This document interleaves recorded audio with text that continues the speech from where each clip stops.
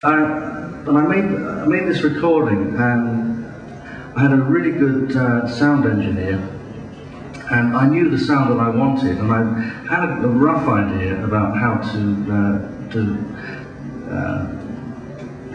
do that.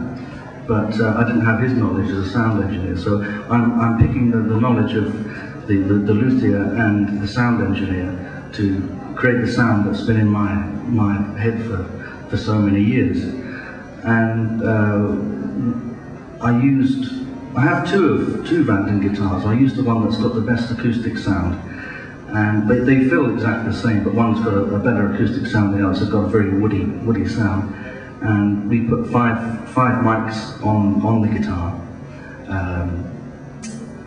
I can't remember what they all were now, I have the list somewhere, but we had the guitars in the mics in different areas. And then I also had, the guitar was also DI'd, and the amp was in another room, also DI'd straight out of that, and there were 5 mics on that as well. So placed in different areas, and you end up with this enormous guitar sound. And then I took it to a fantastic guy in the studio in London, Andrew Tulloch, who mixed and mastered the album and just put that final polish on the whole sound. It just sounds absolutely wonderful. Do you think that you're getting closer to the sound you hear in your head now than you ever have before? I think when I listen to my recordings, every time the sound gets better.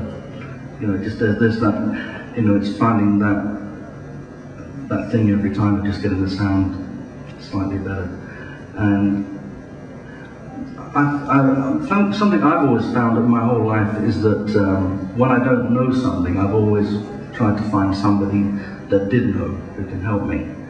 And that's how I learned to play the guitar, because I never had lessons. I never went to anybody for guitar lessons or studied with anybody, but I always knew people that played the guitar better than I did. And I just kind of absorbed what they were doing, and then without really copying, but getting those, you know, the ideas that they had, and try to incorporate them in what I was trying to do. So, you know, my whole life has really been like that, of getting people in that can help me, really. You know, it doesn't, even though I'm playing solo guitar, and you know, you'll see me on stage just playing on my own. There's a lot of people that have created what or help me do what I'm trying to create there. So.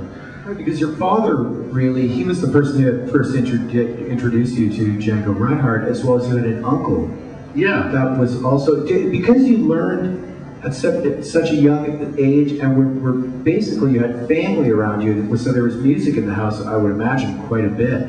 Do you think that that's really helped you as a musician now, as opposed to maybe taking lessons at the age of 20? Because, I mean, there must be a thing where you look at a guitar and you're like, okay, it's a guitar, no big deal. I've had this in my hand since I was 4. Well, making music actually has nothing to do with thinking. You can think of it in terms of analysing it, on figuring out how to do it, but when you actually make music, you don't use the brain, you don't use the thinking process of the brain.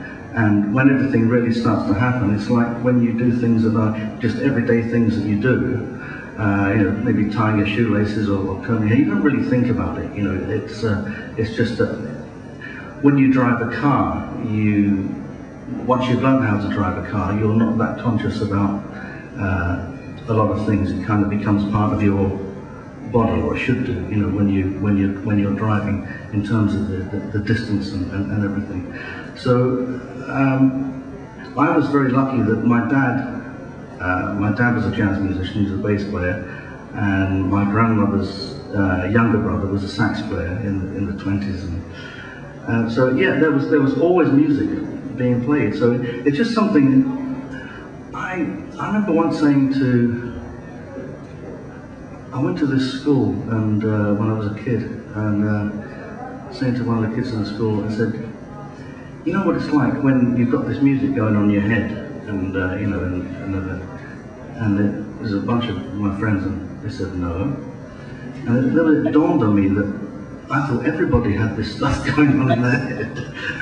And it scared me a bit, you know, but I just always had music from very, very young.